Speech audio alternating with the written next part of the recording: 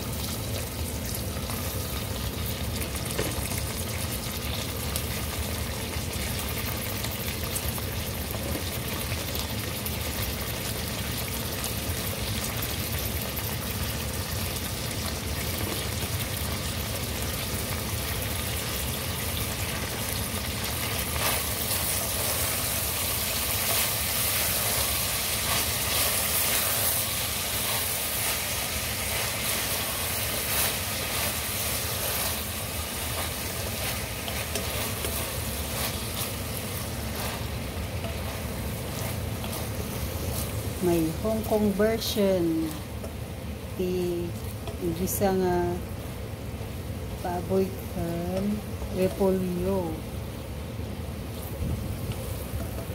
wamat dati natural nga konti green cabbage tayo kaya eto na lang.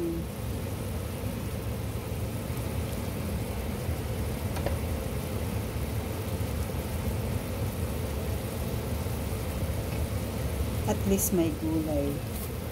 Kasi nagkakaubusan na raw ng gulay at saka pagkain dyan sa palengke. So anything can eat.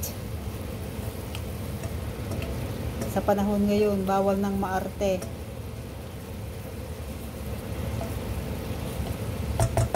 Ngayon lang natin maintindihan, ano, kahit na marami kang pera, kung wala ka naman mabibiling pagkain, alaring silbi. Kaya wag nating minamaliit yung mga farmers natin dahil sila ang bumubuhay sa atin. Kung walang farmers, walang pagkain sa mesa. Kahit nagaano ka pa kayaman, lahat yan ay mawawalan ng saysay.